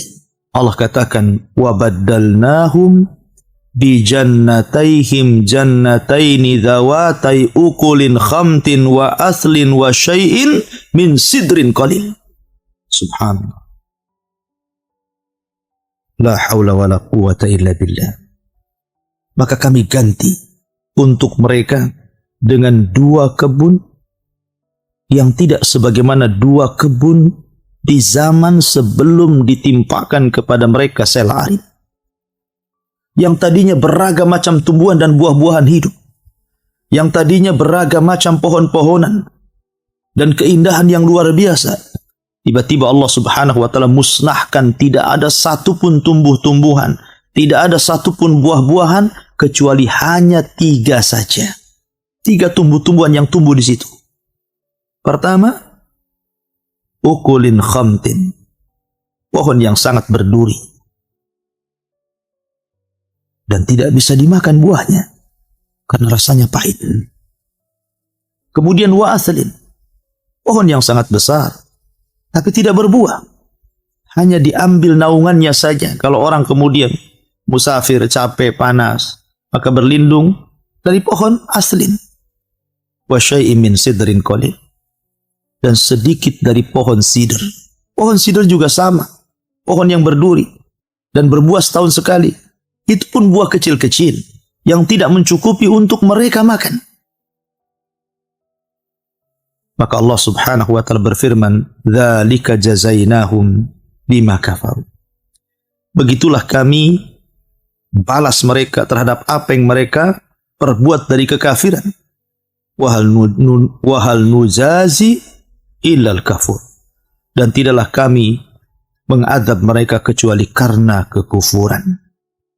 Karena kekufuran. Itulah firman Allah Azza wa Jalla, wala in kafartum inna adzabi lasyadid. Kalau kalian kufur, ingat azabku sangat pedih. Dari sini banyak pelajaran yang kita petik daripada kisah Sabah ini. Bagaimana sebuah negeri yang tadinya Allah Subhanahu wa taala berikan nikmat yang begitu besar, harusnya dia bersyukur kepada Allah tapi kufur, akhirnya Allah Subhanahu wa taala tidak segan-segan untuk mengirim azabnya kepada negeri tersebut. Maka ini juga harusnya menjadi sebuah pelajaran bagi negeri kita. Negeri kita itu Allah berikan kekayaan. Di dalam perutnya banyak tambang. Di atas buminya tumbuh-tumbuhan, segala tumbuh-tumbuhan bisa tumbuh. Memiliki lautan dengan beragam macam ikan. Memiliki air yang bersih. Memiliki tambang yang banyak. Memiliki penghasilan-penghasilan yang luar biasa. Itulah gambaran negeri kita. Kalau seandainya penduduknya tidak beriman dan bertakwa, maka lambat laun kekayaan di negeri kita juga akan hilang. Bukankah Allah Subhanahu wa taala berfirman, "Walau anna ahlal qura amanu wattaqau lafatahna 'alaihim barakatin minas sama'i wal ardh." Kalaulah penduduk negeri itu mau beriman dan bertakwa, kami akan buka pintu langit dan bumi dan kami akan hujani mereka dengan berkah, dengan kebaikan. Tetapi kalau seandainya kadzabu, mereka berdusta kepada Allah, mendustakan Allah, mendustakan Rasul, menghina Allah dan Rasulnya, menghina syariat Allah dan syariat Rasulnya, maka Allah Subhanahu wa taala tidak akan segan-segan mengirim azabnya, menghilangkan seluruh kekayaan di negeri kita ini. Oleh karena itulah maka marilah kita sama-sama meningkatkan takwa kita kepada Allah Azza wa Jalla, menjalankan seluruh perintah-perintah Allah Subhanahu wa taala semampu kita dan berusaha untuk menjauhi larangan-larangan Allah Subhanahu wa taala dengan sekuat tenaga. Berusaha menikmati yang dihalalkan, berusaha menjauhi yang diharamkan. Itulah yang dikehendaki Allah Subhanahu wa taala kepada kita. Kalau seandainya kita telah beriman dan bertakwa, maka Allah Subhanahu wa taala akan mencabut di negeri tersebut kefakiran, kemiskinan, kesusahan, kelemahan, dan Allah Subhanahu wa taala akan berikan kebaikan yang banyak. Allah berfirman, "Wa ja'alna bainahum wa bainal qura allati barakna fiha quran dhahiratan wa qaddarna fiha as-sayra." Dan kami jadikan di antara mereka dan di antara desa-desa yang kami berkahi padanya, desa-desa yang luar biasa.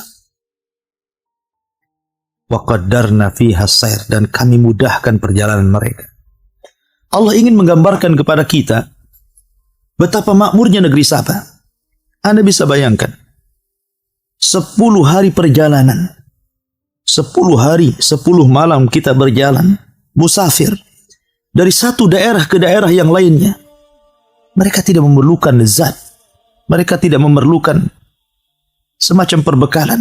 Tidak harus kita membawa makanan. Kita tidak harus membawa minuman. Karena sepanjang jalan itu ada makanan dan terairi air minuman. Negeri mana ini?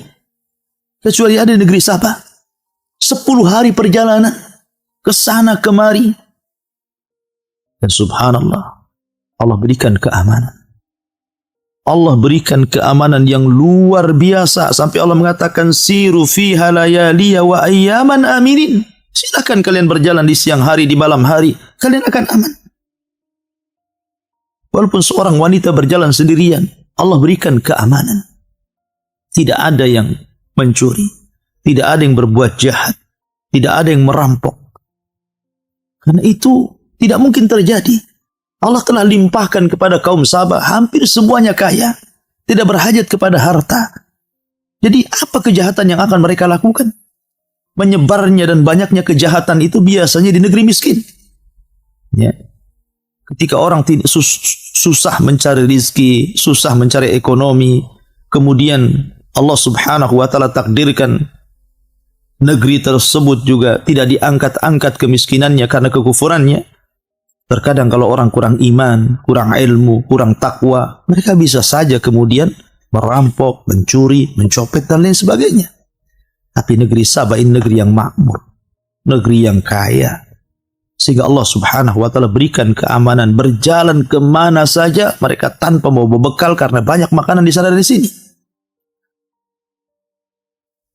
Akhirnya karena mereka sudah terlena dengan kekayaan Allah subhanahu wa ta'ala, wa faqalu rabbana ba'id baina asfarina wa dhalamu anfusahum faja'alnahum ahaditha wa mazzaqnahum kulla mumazzakin inna fi dzalika laayatin likulli sabarin syakur.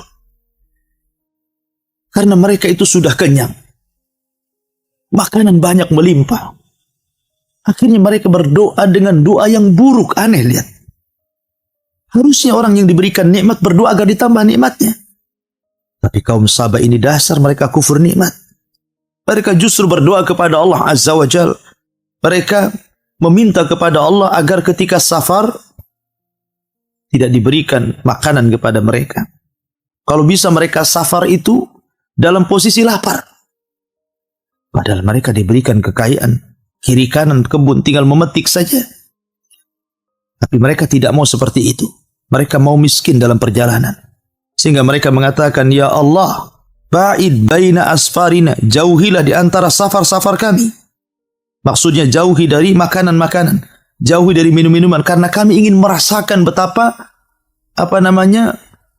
bagaimana rasanya orang yang safar itu dalam posisi tidak makan dan tidak minum. Mereka mau susah. Aneh. Mereka sudah diberikan nikmat, harusnya disyukuri nikmat itu, malah mau susah. Persis seperti kisah Bani Israel. Ketika mereka diberikan makanan lezat dari langit, ma'idatan minas sama. Makanan dari langit. Makanan yang lezat. Tiba-tiba mereka meminta kepada Musa makanan yang tidak enak. Mereka mendolimi diri mereka sendiri. Makanya Allah juga mengatakan, wa dhalamu anfusahum. Dan mereka zalim terhadap diri mereka. Makanya saya juga terkadang heran di lingkungan kita ini. Ada orang kaya yang Allah limpahkan rezeki kepada mereka. Terkadang bukan hanya bakhil kepada orang lain, dia pun bakhil kepada diri sendiri. Padahal dia sanggup membeli makan yang enak, membeli lauk pauk yang enak. Dia lebih memilih uangnya disimpan dan tidak mau disedekahkan untuk orang lain, bahkan untuk dirinya sendiri bakhil. Terkadang pakaian sholatnya biasa-biasa saja, itu pun kalau sholat. Mereka tidak paham ketika mereka mati. Yang pertama kali berpisah dari mereka adalah harta. Sebelum keluarga. Karena keluarga berpisah itu setelah diantarkan Anda ke kuburan, baru Anda ditinggalkan. Jadi ada orang-orang yang mendolimi diri mereka. Harusnya seseorang itu bersyukur atas nikmat Allah subhanahu wa ta'ala. Kita boleh menikmati apapun yang Allah subhanahu wa ta'ala nikmatkan kepada kita selama itu halal. Kita boleh memakan makanan yang enak, meminum minuman yang enak, selama itu halal dan penuh berkah. Dan jangan lupa bersedekah kepada orang lain. Bersedekah kepada orang-orang susah, orang fakir, orang miskin, anak yatim. Karena itu bentuk kelembutan hati, dengan sebab itulah hidayah Allah masuk ke dalam hati kita. Maka Allah subhanahu wa ta'ala berfirman, wa dhalamu anfusahum, tapi mereka mendolimi diri mereka sendiri. Apa terjadi? Faja'alnahum ahadits.